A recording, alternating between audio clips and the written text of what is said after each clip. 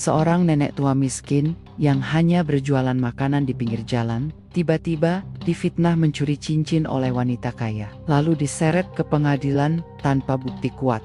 Dan yang lebih mengejutkan, hakim yang memimpin sidangnya ternyata bagian dari jaringan kriminal besar yang ingin mengorbankannya demi menutupi kejahatan mereka sendiri. Tapi siapa sangka, sang cucu yang seorang mantan Kopassus justru membongkar seluruh konspirasi hukum dari dalam ruang sidang. Kenapa mereka tega menjebak nenek renta yang tak bersalah? Dan apa harga yang harus dibayar demi menegakkan kebenaran di negeri yang hampir kehilangan keadilan? Saksikan kisah lengkapnya sampai akhir, karena setiap bagian cerita ini akan membuatmu merinding. Jangan lupa like, share, dan subscribe channel ini. Semoga Tuhan membalasnya dengan kesehatan, rezeki yang melimpah barokah, dan dimudahkan segala urusannya. Tulis amin di kolom komentar. Mari kita mulai. Langit mulai meremang ketika suara azan maghrib bergema dari surau kecil di ujung gang. Angin sore berembus lembut menyapu rambut putih Mbah Yanti yang digelung sederhana. Keriput di wajahnya seperti garis-garis peta kehidupan panjang yang telah ia tempuh satu demi satu. Dengan sabar dan pasrah, warung kecil miliknya hanya meja kayu tua dan payung sobek yang sudah lama memudar. Warnanya berdiri di bawah pohon trembesi besar, tepat di tepi jalan menuju pasar desa. Di sanalah Mbah Yanti menggelar dagangannya setiap hari. Sejak matahari belum sempurna naik, hingga cahaya senja mulai rebah, menu jualannya sederhana. Lontong sayur tempe mendoan, dan gorengan hangat yang selalu ia siapkan sendiri dengan tangan renta, yang tetap cekatan, meski gemetar. "Habis, Mbok?" tanya Pak Slamet, tukang becak langganannya, sambil menyeka keringat dari pelipis. "Alhamdulillah, tinggal 2 potong mendoan," jawab Mbah Yanti dengan senyum ramah.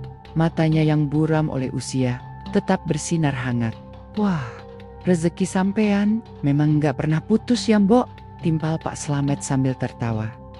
Mbah Yanti tersenyum kecil. Dalam hatinya ia bersyukur, bukan karena uang, tapi karena dagangan hari ini laku. Uang hasil jualan akan ia simpan baik-baik.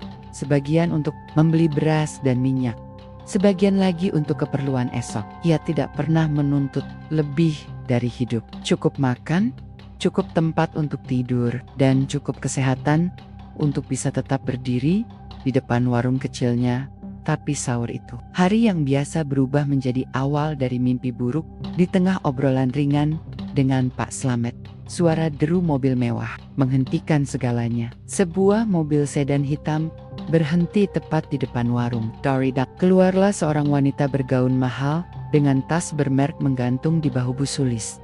Semua orang di desa mengenalnya. Istri dari salah satu pengusaha properti, sering pamer kekayaan dan lebih suka memberi perintah daripada bertegur sapa. "Ini siapa yang jualan di sini?" tanya Bu Sulis dengan nada tinggi.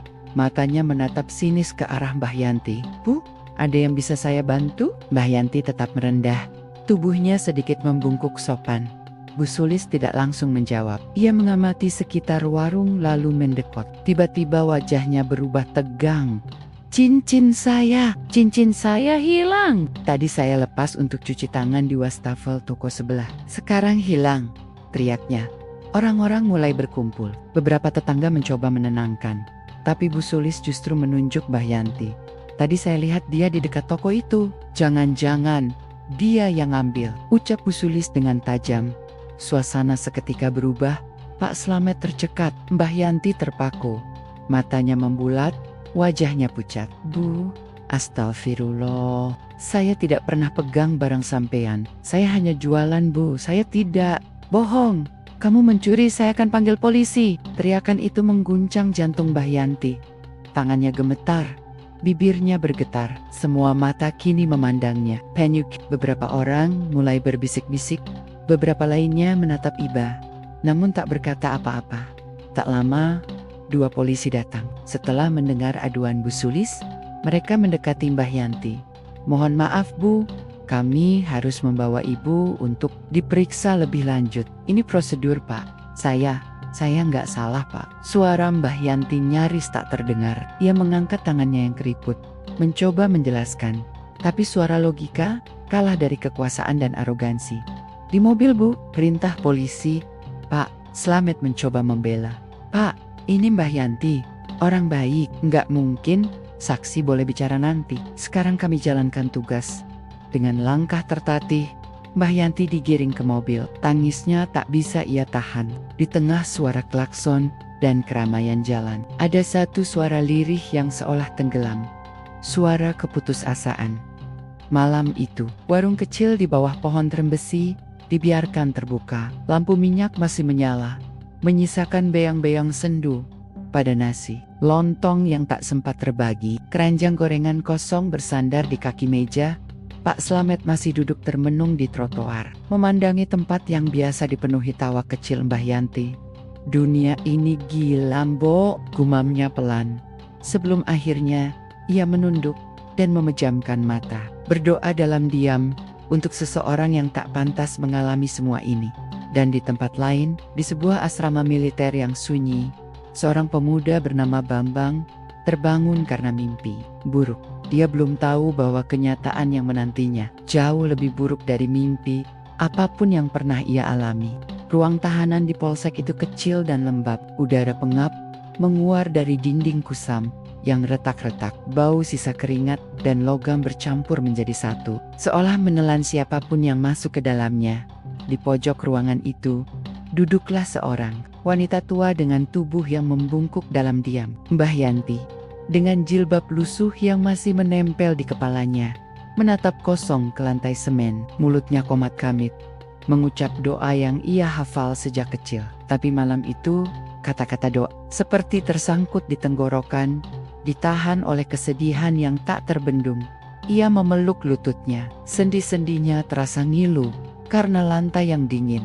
Tapi bukan itu yang paling menyakitkan. Yang membuat napasnya sesak adalah pandangan orang-orang tadi, tatapan curiga yang menusuk seperti sembilu, seolah semua kebaikan yang ia tanam selama puluhan tahun sekejap pupus karena satu tuduhan. Ya Allah, saya ini siapa?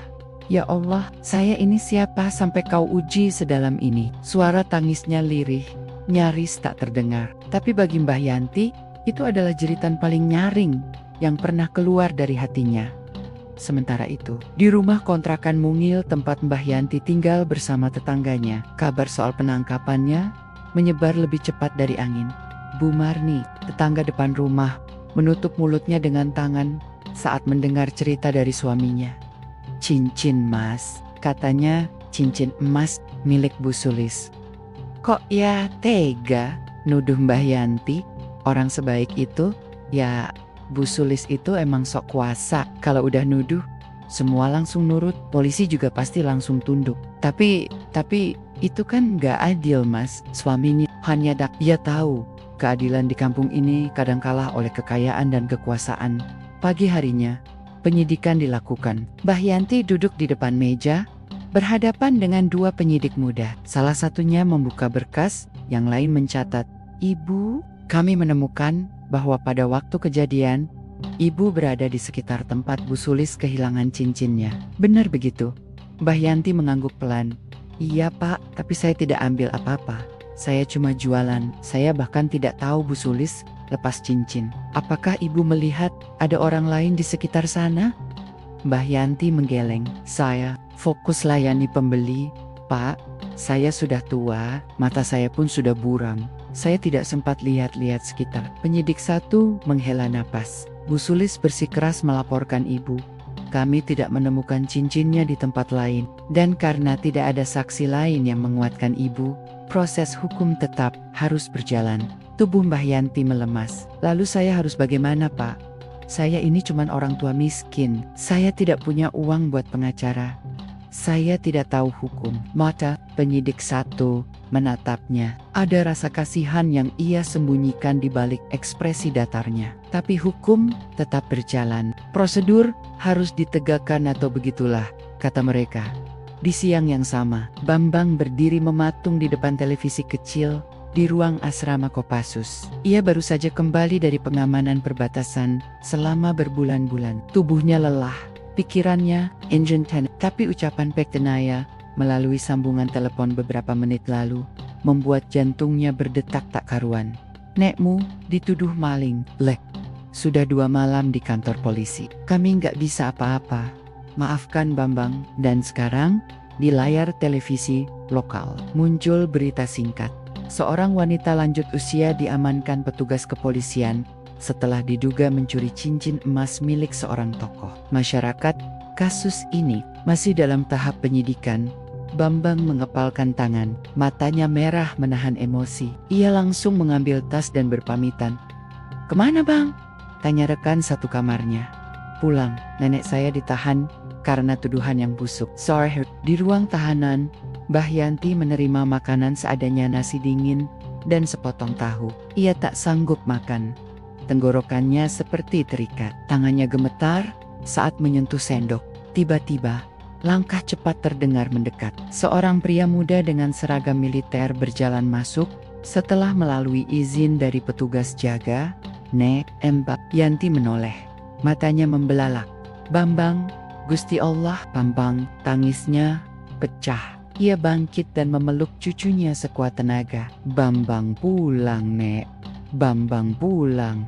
Tangis keduanya pecah bersamaan. Pelukan itu adalah pelukan dua hati yang sama-sama terluka, yang satu karena diperlakukan tidak adil, dan yang satu karena telat mengetahui penderitaan orang yang paling ia sayangi. "Maafkan Bambang, Nek. Bambang telat pulang. Bambang gak salah. Dunia ini yang salah." Bambang duduk bersimpuh di depan neneknya. Malam itu, dia berjanji, dalam hatinya janji yang tidak akan ia langgar seumur hidup. "Aku akan bersihkan nama Mbah, meski aku harus melawan siapapun, meski nyawaku jadi taruhannya." Dan malam itu, tanpa banyak kata, langit mendung, menutupi bulan. Hujan turun perlahan, seolah langit ikut menangis bersama mereka. Di tempat yang berbeda, Bu Sulis sedang duduk di ruang tamunya yang mewah, menyeruput teh hangat sambil memeriksa jemari tangan kirinya yang kini sudah memakai cincin baru. Lama, entah di mana, atau memang tidak pernah hilang, senyumnya menyiratkan sesuatu. Fitnah bukan hanya untuk menghancurkan, tapi untuk menutupi sesuatu yang lebih besar. Pagi di desa tidak pernah bener-bener tenang bagi hati yang resah. Langit yang cerah dan angin yang lembut terasa hampa bagi Bambang, yang pagi itu berdiri menatap bangunan polsek dengan rahang mengeras dan napas tertahan. Ia masih mengenakan seragam lorengnya, lengkap dengan tanda pangkat di dada. Tapi hari itu, bukan sebagai anggota pasukan khusus ia datang, melainkan sebagai cucu yang ingin mencari keadilan bagi nenek yang telah dipermalukan dan dilukai martabatnya. "Permisi, saya ingin bertemu dengan tahanan atas nama Yanti binti Sarmani," ucapnya kepada petugas jaga. Petugas itu sempat mengangkat alis, namun begitu melihat identitas militer yang Bambang tunjukkan, ia mengangguk dan mempersilahkan. Langkah Bambang masuk ke ruangan tahanan terasa seperti masuk ke liang sesak yang menyesakkan dada. Mbah Yanti duduk bersandar di tembok dengan selimut tipis menyelimuti tubuhnya yang rentah. "Nek," suara Bambang tercekat, nyaris tak keluar. Mbah Yanti membuka mata, tangisnya meledak seketika. "Bambang, nekmu ora nyolong, Lek." "Demi Allah, nekmu ora nyolong," ucapnya dengan suara terputus-putus. Bambang memeluknya erat, seolah ingin membalut luka-luka yang tak kasat mata itu. "Bambang tahu, Nek. Bambang tahu." Sekarang sudah waktunya Bambang bergerak. 1 jam kemudian, Bambang duduk di ruang tamu rumah Bu Marni, ditemani segelas teh hangat. Wajahnya murung, tapi matanya penuh api. "Bu Marni lihat sendiri kejadiannya waktu itu?" Bu Marni mengangguk pelan. "Saya ada di sana, tapi saya cuma dengar teriakan Bu Sulis. Saya nggak lihat jelas siapa yang ngambil cincinnya." "Kalau ada orang mencurigakan, Bu? Mungkin yang mendekati Bu Sulis saat itu?" Bu Marni terdiam. Wajahnya berubah cemas. "Sebenarnya ada 1 orang yang saya lihat berdiri agak dekat, tapi dia cepat pergi. Wajahnya saya nggak terlalu kenal, seperti orang luar." Bambang mencatat cepat. "Kalau boleh saya tahu, kenapa tidak disampaikan ke polisi?" Bu Marni menunduk. "Saya takut, Bang. Bu Sulis itu orang berkuasa. Suaminya teman dekat Kapolsek. Kalau saya bicara yang enggak-enggak, bisa-bisa saya malah disalahin." Bambang mengangguk. Di sanalah masalah utamanya. Ketakutan, kekuasaan, yang membuat orang biasa memilih diam, bahkan ketika kebenaran di depan mata. Hari itu, Bambang berkeliling pasar. Ia mewawancarai satu persatu pedagang kecil yang mungkin menyaksikan sesuatu. Banyak yang enggan bicara, beberapa hanya menatapnya dengan iba, lalu menggeleng. Namun, di sebuah kios kecil penjual sayur, seorang anak muda bernama Ginan mau bersuara. Saya lihat Bu Sulis sempat ngobrol dengan seorang laki-laki di dekat toko emas sebelum teriak-teriak, tapi Pak Rem, orang itu langsung kabur. Saya kira mereka berdua kenal, bisa tunjukkan ciri-cirinya. Orangnya tinggi, kulit agak gelap, pakai jaket hitam. Ada bekas luka di alis kirinya. Bambang mencatat semuanya. Itu sudah cukup baginya untuk tahu ada seseorang yang sengaja ingin menjatuhkan neneknya. Dan itu bukan sekadar hilangnya cincin, tapi tentang bagaimana sistem hukum bisa dibengkokkan oleh kekuasaan. Sore harinya, Bambang mencoba menemui Kapolsek untuk menyampaikan informasi itu. Tapi langkahnya terhenti saat petugas jaga berkata dengan wajah kaku, "Maaf, Bapak tidak bisa masuk. Bapak Kapolsek sedang tidak menerima tamu. Bisa tolong sampaikan, saya membawa informasi penting yang bisa membebaskan nenek saya. Sudah diperiksa di penyidikan, Pak. Kalau ada info tambahan, sampaikan lewat jalur hukum." Bambang menatap petugas itu dalam-dalam. Saya tahu bagaimana jalur hukum bekerja, dan saya tahu kapan hukum disandera oleh kekuasaan. Malam itu, Bambang tidak bisa tidur. Ia membuka kembali map yang ia bawa berisi catatan saksi, sketsa orang mencurigakan, dan kronologi versi Bu Sulis. Semuanya belum cukup kuat, tapi ia tahu benang merahnya sudah muncul. Ia tahu Bu Sulis tidak asal tunjuk. Ia tahu ada seseorang di balik semua ini, dan fitnah kepada neneknya bukan hanya soal harga diri, tapi tentang menutupi jejak dari sesuatu yang lebih besar di tempat berbeda, di sebuah ruangan yang gelap dan mewah. Bu Sulis sedang berbicara lewat telepon. Dia mulai menyelidiki. "Kyukasi nenek, anggota pasukan khusus." Suara di ujung sana terdengar berat. "Awasi dia, jangan sampai dia menemukan sesuatu yang kita simpan rapat-rapat." "Apa perlu saya bereskan dia juga?" "Belum. Kita lihat dulu seberapa jauh dia berani melawan sistem." Dan malam itu, saat Bambang pulang ke rumah kontrakan Mbah Yanti untuk beristirahat, ia menemukan pintu rumah terbuka sedikit. Ia mendekat dengan langkahnya ringan, seperti terlatih untuk segala kemungkinan. Saat mendorong pintu, ia menemukan selembar kertas di lantai. Kertas itu hanya bertuliskan satu kalimat, "Jangan cari masalah, tentara. Ini bukan urusanmu." Bambang meremas kertas itu dengan tangan bergetar, tapi bukan karena takut, melainkan karena marah. "Kalau kalian pikir aku akan mundur, kalian belum tahu siapa yang kalian hadapi." Dan di tengah malam sunyi itu, tekad seorang prajurit mulai membara. Besok pagi, perjuangan sesungguhnya akan dimulai. Pagi menjelang, dengan angin tipis yang menyibak dedaunan kering di halaman, di atas meja kecil di ruang tengah rumah kontrakan itu, Bambang membentangkan peta kecil pasar desa. Di sampingnya, catatan kronologi, foto lokasi, dan secari kertas. Ancaman yang ia temukan malam sebelumnya. Ia sudah terbiasa dengan tekanan, ditembak, dikepung, bahkan harus mengendap di hutan berminggu-minggu adalah bagian dari tugasnya. Tapi hari ini lain. Ini bukan medan perang di perbatasan. Ini medan yang lebih kotor, politik kekuasaan dan korupsi. Bambang tahu, untuk menyelamatkan Mbah Yanti, ia harus menyentuh bagian paling busuk dari sistem. Langkah pertamanya adalah kembali ke tempat kejadian perkara. Ia berdiri di depan toko kosmetik tempat Bu Sulis mengaku kehilangan cincin. Dari situ, pandangannya menyapu ke arah kiri tempat warung Mbah Yanti berdiri. Jaraknya sekitar 10 meter, cukup dekat untuk melihat seseorang dengan jelas. Jika memang ada yang memperhatikan, Bambang masuk ke toko.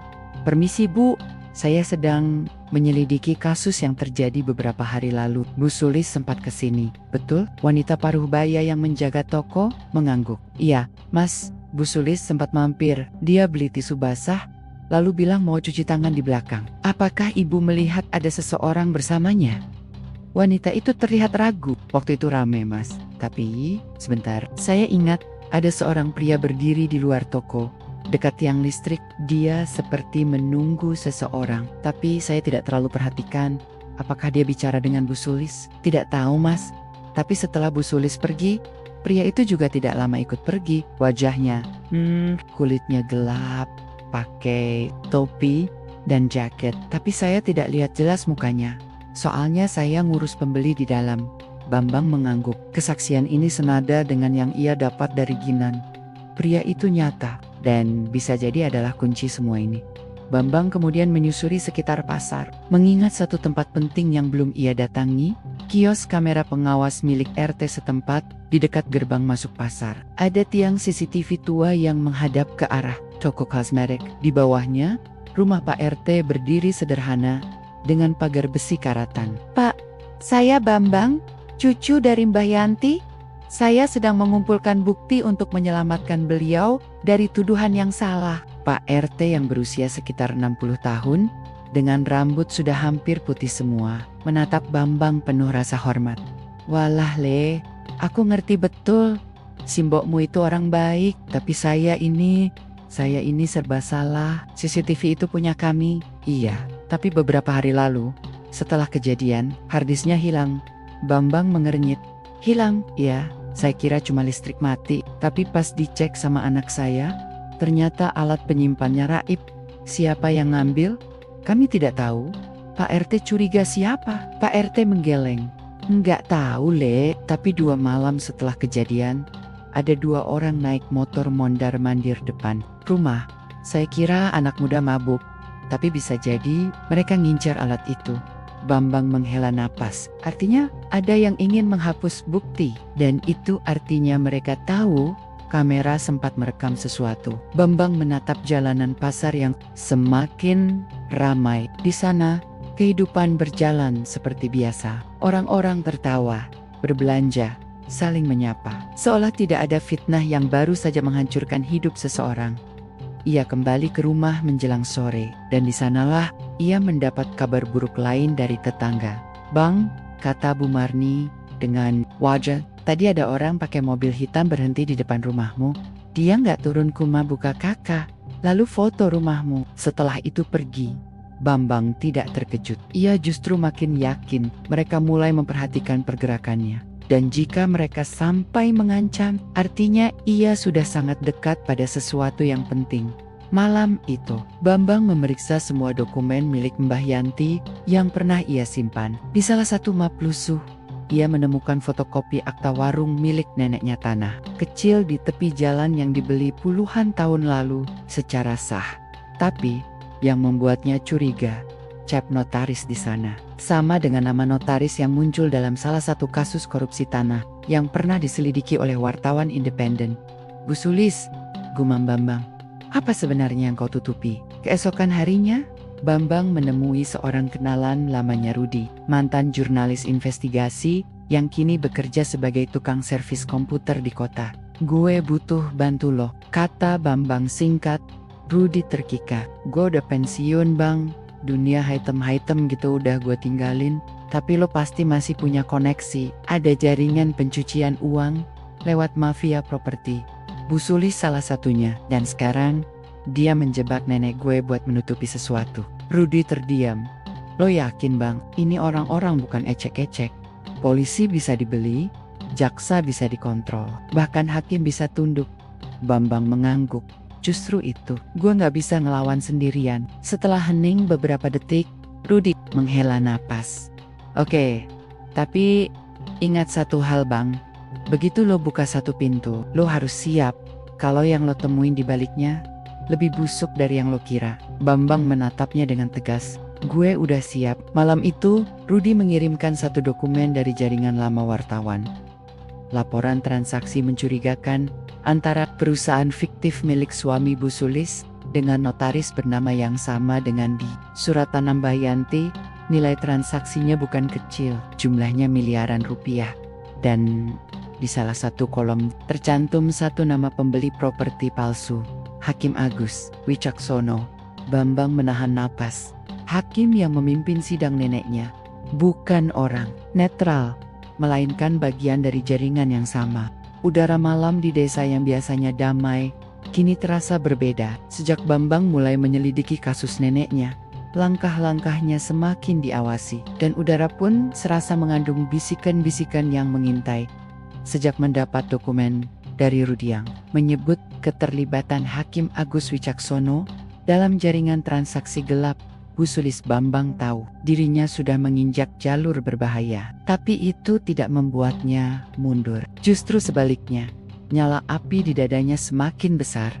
Dia duduk di ruang tamu rumah kontrakan neneknya dengan segelas kopi hitam yang tinggal setengah. Cahaya dari lampu temaram membuat bayangan wajahnya terpantul samar di jendela. Tangannya memegang foto tua Mbah Yanti bersama dirinya semasa kecil, saat mereka masih tinggal di rumah bambu yang sekarang telah digusur oleh proyek milik suami. Bu Sulis, aku tidak akan biarkan mereka hancurkan hidupmu. Nek, gumamnya lirih.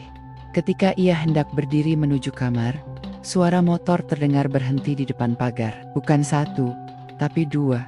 Lampu dimatikan. Bambang segera menyelinap ke balik jendela dan mengintip dengan gerakan pelan. Dua pria bertopi dan berjaket hitam berdiri di luar. Satu di antara mereka menggenggam sesuatu yang panjang di balik lipatan jaket.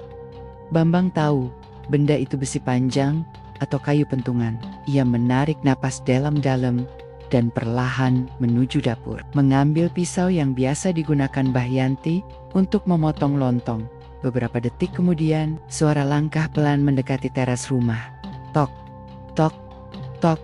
Pintu diketuk. Lalu suara kasar, "Keluar, lo pikir lo siapa main buka aib orang penting?" Bambang tidak menjawab. Ia tahu ini bukan saatnya gegabah. Tapi sebelum dia sempat menyusun langkah, sebatang kayu dilempar ke kaca jendela depan. Prang, kaca pecah berhamburan. Bambang refleks menunduk. Mau lo hancur juga kayak nenek lo? Hap, minggir dari urusan ini sebelum lo dikubur diam-diam. Langkah kaki mulai menjauh. Suara motor kembali meraung, lalu menghilang di tikungan jalan. Bambang berlari keluar, tapi mereka sudah kabur ke dalam gelapnya malam. Keesokan harinya, Bambang membuat laporan resmi ke Polsek atas ancaman tersebut. Tapi jawaban dari petugas hanya menggambarkan betapa jauhnya keadilan dari tempat itu. "Kami catat Pak Bambang, tapi karena tidak ada saksi dan bukti kuat, sulit untuk ditindak." Bambang hanya bisa tertawa miris. "Rumah saya dilempar, kaca pecah, diteror 2 orang. Dan itu belum cukup." Petugas menunduk. "Kami harus ikuti prosedur Pak." Bambang keluar dari kantor polisi dengan perasaan lebih gelap dari semalam. Ancaman bukan lagi sekadar tulisan di kertas. Kini nyawanya mulai dipertaruhkan. Sore harinya, ia kembali ke rumah Rudi. "Ada rekaman CCTV toko dekat rumah lo?" tanya Rudi sambil menyalakan rokok. "Ada, tapi cuma dari jauh, nggak kelihatan jelas muka mereka." Rudi mengetik sesuatu di laptopnya, lalu memutar ulang rekaman yang mereka temukan dari salah satu kios yang mengarah ke jalan kontrakan. Memang tampak 2 motor berhenti, lalu 2 orang turun. Gerakannya cepat, terlatih, dan terorganisir. Mereka bukan preman kampung. Lihat cara geraknya, mereka mantan aparat atau dibayar oleh orang yang paham struktur, kata Rudi sambil memperbesar frame. "Lo yakin ini hanya soal cincin?" Bambang menggeleng. "Enggak, cincinnya cuma pengalih perhatian. Semua ini soal tanah, jaringan, dan pencucian uang. Dan nenek gue cuma korban kecil di rencana besar mereka." Hari semakin gelap. Di ruang tahanan, Mbah Yanti duduk sambil merajut potongan benang bekas yang diberikan oleh salah satu sipir yang iba padanya. Ia tidak tahu bahwa di luar sana, cucunya sedang berjuang mempertaruhkan segalanya demi membuktikan bahwa dirinya tidak bersalah. Sesekali air matanya menetes. "Gusti, kuatna nono anakku. Ojo nganti kalah karo wong-wong jahat kuwi." Di tengah malam, Bambang memutuskan untuk menyelidiki jejak sang notaris yang dicurigai terlibat dalam manipulasi dokumen tanah. Ia menyamar sebagai calon pembeli tanah fiktif untuk mendekat tanpa menimbulkan curiga. "Selamat malam, Pak. Saya tertarik untuk membeli lahan investasi yang disebut di brosur ini. Bisa bertemu langsung dengan Pak Notaris Bimo?" Petugas marketing hanya tersenyum ramah, tapi sorot matanya tidak lepas dari wajah Bambang. "Maaf, Bapak siapa namanya? Bayu, jawab Bambang, menyebut nama samaran. Tak lama, ia dibawa masuk ke sebuah ruangan berace dengan aroma parfum mahal. Di sana, seorang pria parubaya dengan jas rapi menyambutnya. Saya Bimo, silakan duduk. Percakapan berlangsung datar. Tapi Bambang sengaja menyebut beberapa proyek yang ia tahu terkait dengan Bu Sulis dan suaminya. Dan seketika, wajah notaris Bimo tampak gelisah. Apa maksud Anda membawa nama-nama itu? Oh, saya cuma penasaran. Soalnya saya dengar nama-nama itu sedang jadi bahan penyelidikan wartawan.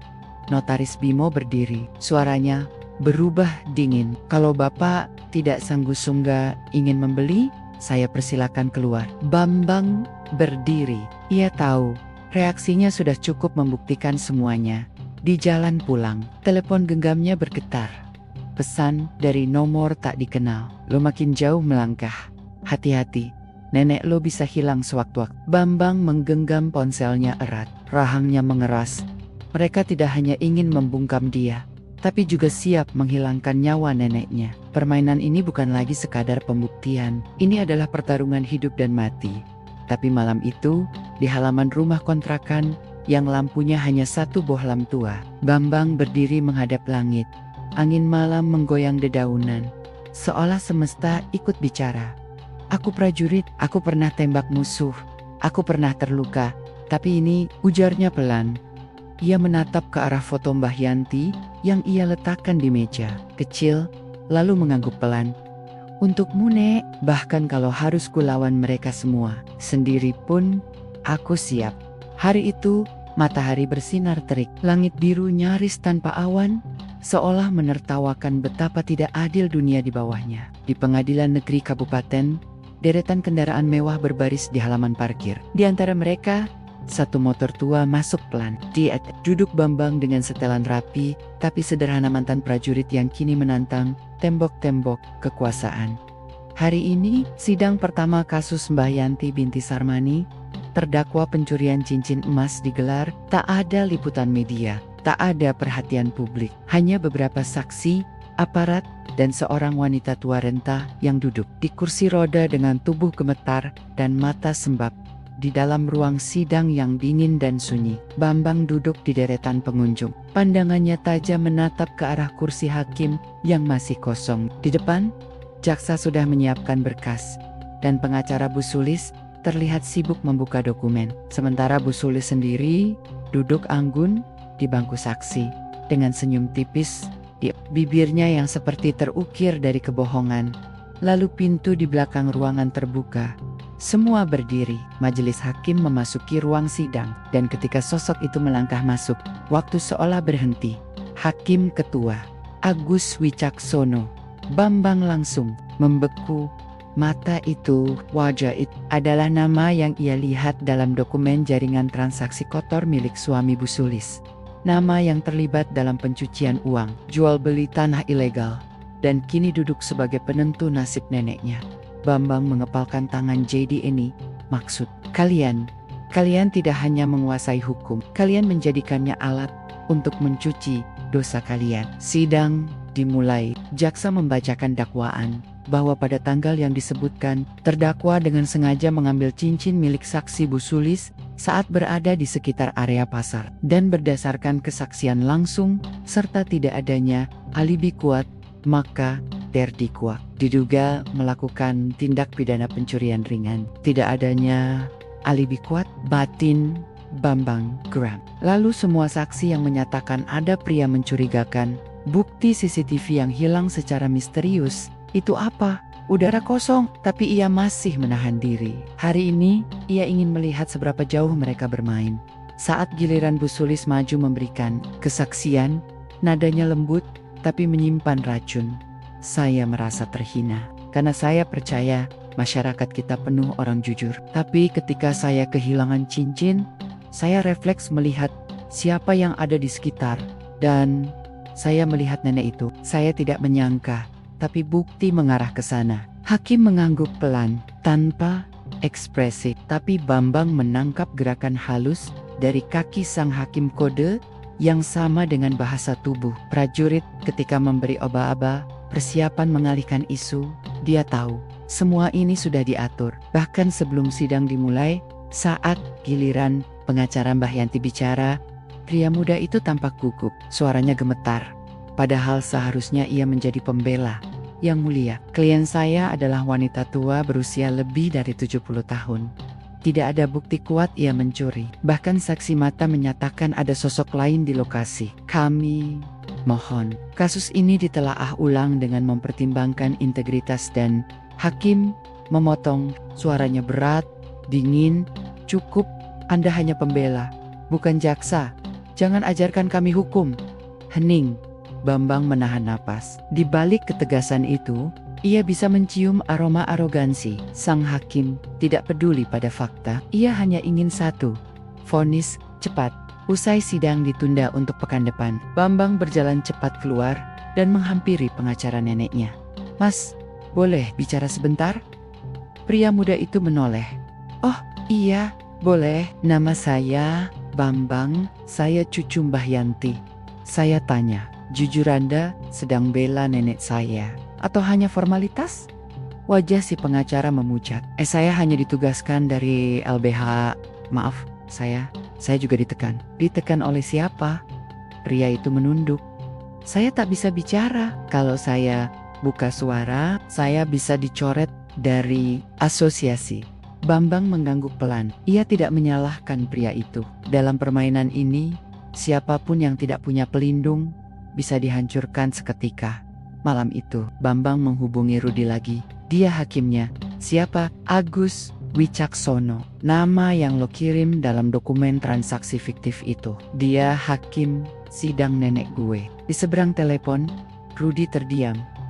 Lo ngerti artinya apa, Bang? Ya, artinya yang memegang palu keadilan adalah orang yang membangun kerajaan kotor di balik jubah hukum. Dan lo mau lawan dia? Bambang menatap langit yang mendung. Gue gak punya pilihan. Ini bukan lagi soal cincin. Ini soal menyelamatkan satu Satania, orang yang pernah percaya sama gue. Gue pernah dikirim perang.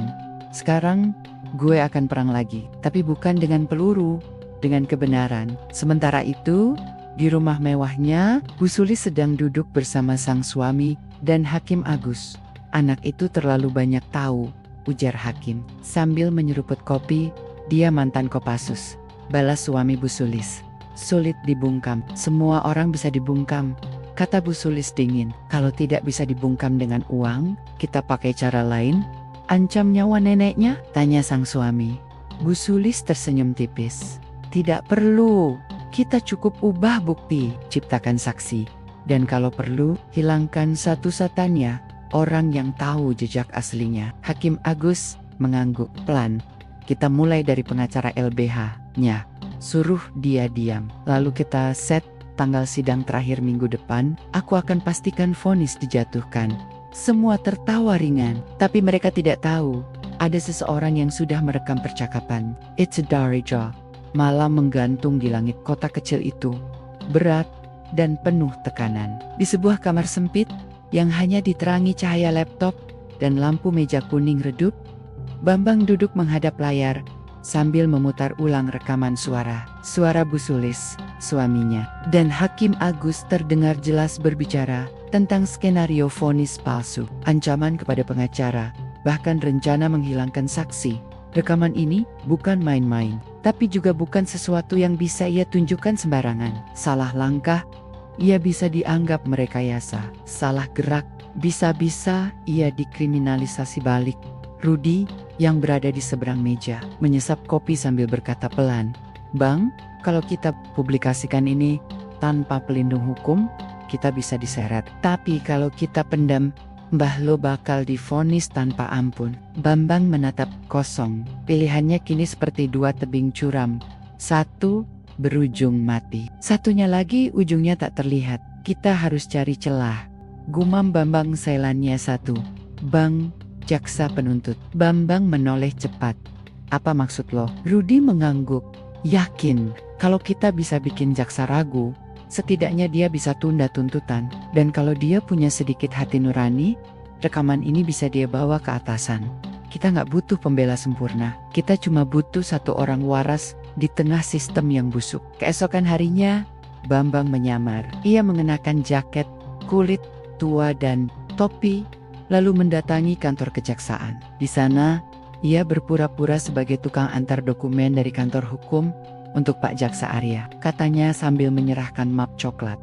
Petugas resepsionis tidak curiga. Silakan taruh di sini. Di dalam map itu, Bambang selipkan rekaman suara berdurasi 10 menit. Selembar salinan transaksi fiktif atas nama Hakim Agus. Dan catatan tangan bertuliskan, jika Anda masih percaya hukum bukan alat kekuasaan.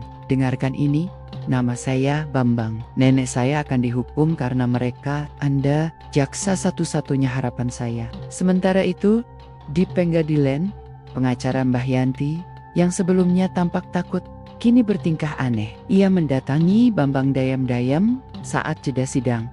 Mas Bambang, saya tidak bisa lanjut. Kenapa? Tanya Bambang waspada. Saya dapat ancaman lagi. Tapi bukan cuma untuk saya. Istri saya, anak saya.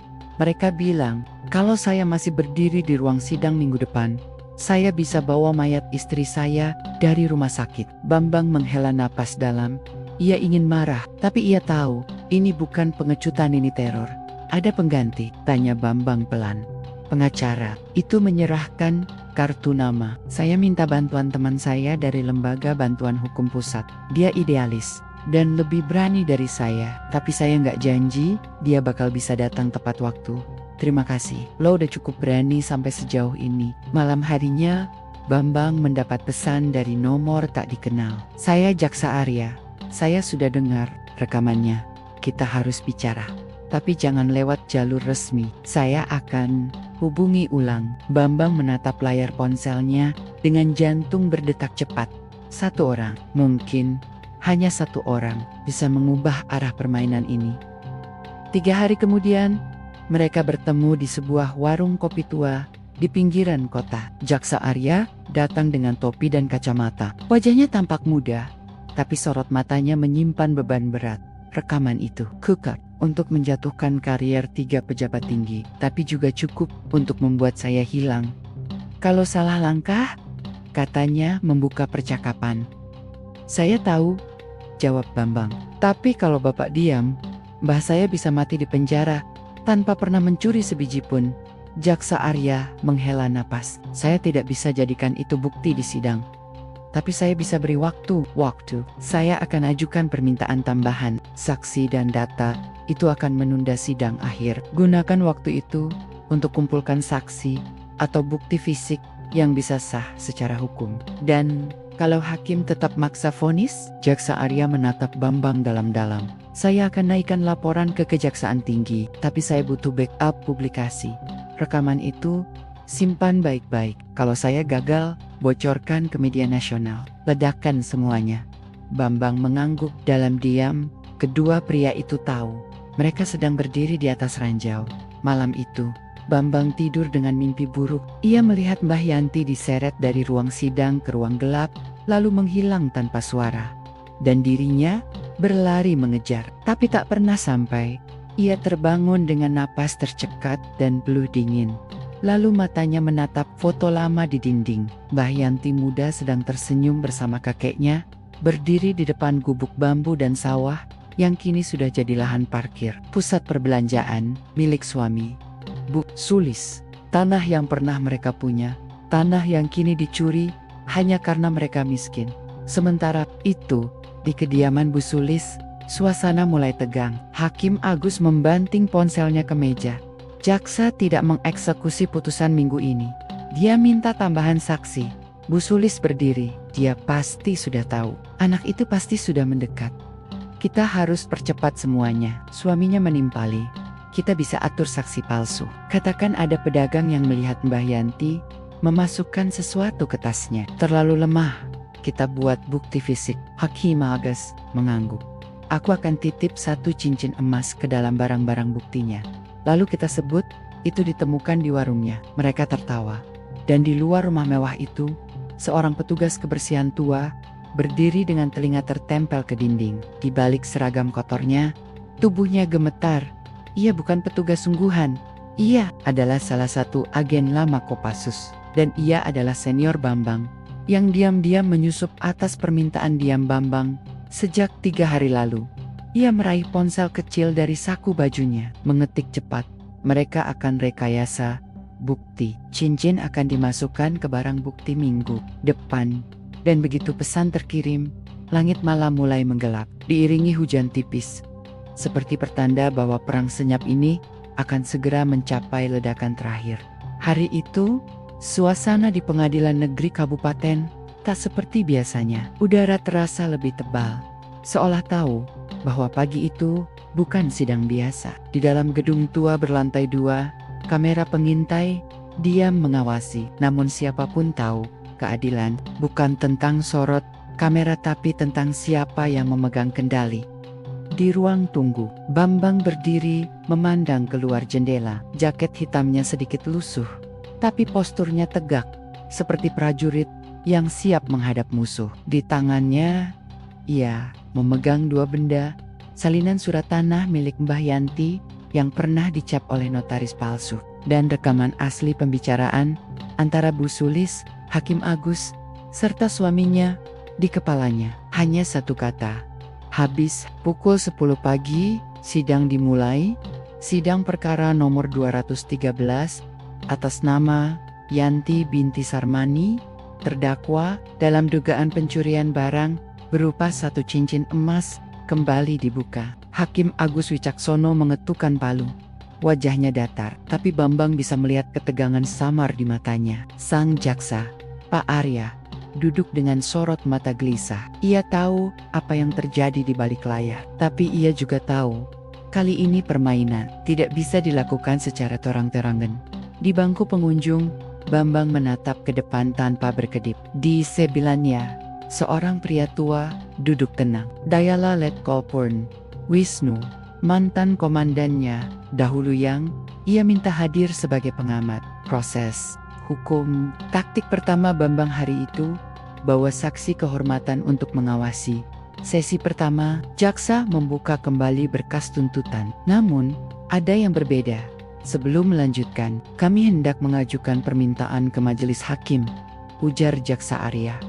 Permintaan apa? Pemeriksaan ulang terhadap barang bukti atas dasar informasi baru yang kami terima, terutama cincin yang diklaim ditemukan dalam barang milik terdakwa. Seluruh ruangan hening. Hakim Agus tampak tegang, tangannya menggenggam palu lebih keras. Apa maksud Anda, Pak Jaksa? Bukti sudah diklarifikasi di sidang sebelumnya. Justru karena itu, Yang Mulia, kami menerima laporan bahwa barang bukti tersebut baru muncul setelah 3 hari kejadian, dan proses penemuannya tidak dicatat dalam bab awal. Kami ingin menyelidiki kemungkinan rekayasa barang bukti. Para pengunjung mulai berbisik. Bambang tersenyum tipis. Skak 1, taktik kedua, rekaman dibocorkan. Saat sidang diskors untuk istirahat, Bambang diam-diam menyerahkan flash disk kepada wartawan lokal yang duduk tak jauh di belakang. Isinya rekaman suara 3 pejabat bicara soal vonis palsu. Sebutkan sumbermu, anonim. Siap bang, tapi ini berisiko, bisik sang wartawan. Gue tanggung jawab penuh, balas Bambang. Tak butuh waktu lama. Saat sidang kembali dilanjutkan, grup-grup WhatsApp wartawan daerah mulai heboh. Judul mulai menyebar. Bocor, dugaan hakim terlibat rekayasa vonis cincin Mbah Yanti sesi kedua. Pengacara baru dari LBH Pusat Maju, Yang Mulia, kami ajukan 2 bukti baru. Surat tanah asli milik klien kami yang telah diubah oleh jaringan mafia property, serta data transaksi antara notaris Bimo dan suami Bu Sulis yang menunjukkan konflik kepentingan antara saksi dan pejabat hukum. Hakim Agus terlihat semakin gelisah. Ini tidak relevan. Tolong dicatat dalam berita acara sidang, Yang Mulia, sambut sang pengacara dengan suara lantang. Jika majelis menolak memproses bukti, kami akan laporkan ke Komisi Yudisial dan Ombudsman. Dahi Hakim Agus berkeringat. Skak 2. Lalu momen yang ditunggu-tunggu datang. Pengacara Bu Sulis memanggil saksi baru, seorang pedagang yang mengaku melihat Mbah Yanti menyembunyikan sesuatu ke dalam tas. Namun saat ditanya oleh pengacara LBH, lelaki itu terdiam. Saudara saksi, Bisakah Anda menyebutkan waktu tepat dan posisi Anda saat melihat peristiwa itu? Jam 9 pagi, padahal kejadian terjadi pukul 11. Apakah Anda yakin? Lelaki itu mulai berkeringat, suaranya tergagap. Saudara saksi, apakah Anda menerima kompensasi atas kesaksian ini? Kami punya bukti bahwa rekening Anda menerima transfer dari rekening atas nama Ibu Sulis 2 hari lalu sebesar 3 juta rupiah. Saksi langsung bungkam. Pengacara Bu Sulis berdiri gugup. Keberatan, ini tidak relevan. Hakim Agus mencoba menenangkan, namun sorot matanya jelas berubah. Skak 3, dan akhirnya, Bambang berdiri. Yang mulia, saya mohon izin bicara sebagai ahli keluarga. Hakim ragu, tapi sebelum ia sempat menolak, Jaksa Arya mengangguk. Saya izin. Bambang melangkah ke depan. Nama saya Bambang, cucu dari Mbah Yanti. Saya pernah bertugas di garis depan. Saya tahu bagaimana musuh terlihat, tapi kali ini musuhnya tidak di depan, tapi duduk di belakang meja hukum. Seluruh ruang sidang hening. Saya punya rekaman yang membuktikan bahwa saksi utama, suami Bu Sulis, dan Yang Mulia sendiri pernah terlibat dalam pembicaraan soal vonis. Saya tahu ini bisa dianggap melanggar, tapi jika kebenaran tidak boleh masuk ke ruang sidang, lalu untuk siapa ruangan ini dibangun? Wajah Hakim Agus pucat. Para pengunjung mulai berbisik semakin keras. Di luar, wartawan sudah mulai berdatangan. Polisi tampak cemas. Jaksa Arya berdiri. Yang mulia, dengan kondisi ini, kami menyatakan tuntutan ditangguhkan dan memohon penyelidikan internal. Skakmat. 3 hari kemudian, Hakim Agus dicopot sementara. Bu Sulis dan suaminya dipanggil untuk penyelidikan, dan Mbah Yanti dinyatakan bebas demi hukum karena lemahnya bukti dan potensi rekayasa hari pembebasan itu. Bambang memeluk neneknya di pelataran pengadilan. Air mata Mbah Yanti tumpah tanpa malu. Gusti, matur nuwun, cucuku dadi tamenku. Bambang menatap langit. Kali ini tidak muram. Awan mulai pecah dan cahaya menyusup masuk. Ia tahu perangnya belum selesai. Tapi hari itu, angin pagi berembus pelan di beranda rumah kontrakan kecil Mbah Yanti. Aroma singkong rebus dan kopi hitam menyatu dengan hawa yang segar. Tapi pagi itu bukan sekadar pagi biasa. Itu adalah hari pertama Mbah Yanti kembali menghirup udara kebebasan. Di tengah kursi kayu reyot, Mbah Yanti duduk mengenakan kebaya hijau lusuhnya yang sudah dijahit ulang berkali-kali. Di sampingnya, Bambang menuangkan air hangat ke dalam gelas kecil. Tangannya yang dulu memegang senjata, kini memegang teko dengan penuh kelembutan. Enak, Nek? Tanya Bambang. Mbah Yanti mengangguk sambil tersenyum tipis. Matanya basah. Enak, lebih enak dari apapun, lebih enak dari menang undian. Bambang tersenyum kecil, tapi pikirannya tidak sepenuhnya damai. Ia tahu, apa yang ia lakukan di sidang bukan akhir dari segalanya. Itu baru permulaan. 3 hari setelah pembebasan Mbah Yanti, berita tentang dugaan rekayasa hukum meledak di media nasional. Beberapa stasiun televisi mengangkatnya sebagai simbol perlawanan rakyat biasa terhadap sistem yang bobrok. Judul besar terpampang di layar. Hakim, pengusaha dan pejabat tersangka konspirasi cincin emas Mbah Yanti. Mantan Kopassus bongkar jaringan mafia hukum. Bambang menerima undangan wawancara dari berbagai media, tapi ia hanya memilih satu, wawancara live dengan jurnalis senior Pak Dewa Rahmat dari sebuah program investigasi yang terkenal tajam dan adil. Pak Bambang, tanya sang jurnalis di studio, apa yang paling Bapak takuti ketika memutuskan melawan jaringan ini? Bambang menghela napas pelan. Saya tidak takut mati, Pak. Saya sudah biasa ditodong peluru. Tapi saya takut satu hal. Saya gagal menyelamatkan satu Satania, orang yang mempercayai saya sejak kecil nenek saya. Dan sekarang saya justru makin yakin karena saya tahu kalau orang seperti saya saja bisa memulai celah kecil, maka rakyat kecil lainnya pasti bisa menyusul. Usai wawancara, Bambang dihubungi oleh pihak Komisi Yudisial dan Kejaksaan Agung. Mereka meminta kerjasama Bambang untuk membuka lebih dalam jaringan kekuasaan yang melibatkan suami Bu Sulis dan oknum pejabat lainnya. Bahkan ada indikasi kasus ini berhubungan dengan jaringan pencucian uang tanah fiktif di beberapa provinsi. Pak Bambang, ujar penyidik muda bernama Farah melalui sambungan telepon, kami butuh akses ke data Anda. Makin keberanian Anda. Bambang menatap layar ponsel. Kalau saya ikut, saya nggak bisa balik hidup tenang kan? Tidak Pak, tapi Anda bisa jadi bagian dari perubahan. Bambang menoleh ke jendela rumah, melihat Mbah Yanti tertidur di kursi bambu dengan selimut tipis. Ia mengangguk pelan. 3 hari kemudian, Bambang dibawa ke Jakarta secara diam-diam. Ia duduk di ruangan khusus di sebuah kantor intelijen sipil yang menangani kejahatan lintas sektor. Di hadapannya, berkas-berkas setebal bata disusun. Dokumen aliran dana, proyek fiktif, rekaman rekening ganda, dan nama-nama yang mulai terdengar familiar. Ini bukan hanya soal cincin, Pak, kata Farah, ini soal puluhan hektar tanah di 5 kabupaten yang diserobot, ratusan keluarga digusur, dan uangnya dicuci lewat proyek pembangunan. Siapa dalangnya? Tanya Bambang. Farah menunjuk satu nama. Arief Gunawan, suami dari Bu Sulis, mantan ketua Asosiasi Pengembang Nasional. Dia dalangnya, dan dia orang yang sangat berkuasa. Sementara itu, di Tempot Lane, Bu Sulis ditahan untuk pemeriksaan lanjutan, tapi ia menolak buka suara. Di dalam sel khusus, ia duduk tenang, seolah belum menyerah. Suamiku pasti atur semua ini. Dia tidak akan biarkan aku jatuh, ujarnya pelan kepada sesama tahanan. Namun saat itu juga datang berita mengejutkan. Arief Gunawan melarikan diri ke luar negeri menggunakan identitas palsu. Penyidik panik, nama Bambang disebut-sebut sebagai ancaman utama terhadap jaringan mereka. Bahkan ada laporan bahwa kontrak pembunuhan diam-diam sudah disiapkan untuk menyingkirkannya. Farah menemui Bambang dengan wajah serius. Kami harus tempatkan Anda dalam perlindungan saksi atau Anda akan jadi target. Bambang tersenyum tipis. Saya pernah dikejar kelompok separatis bersenjata di gunung. Mbak, saya tahu rasanya diburu, tapi kali ini saya gak lari.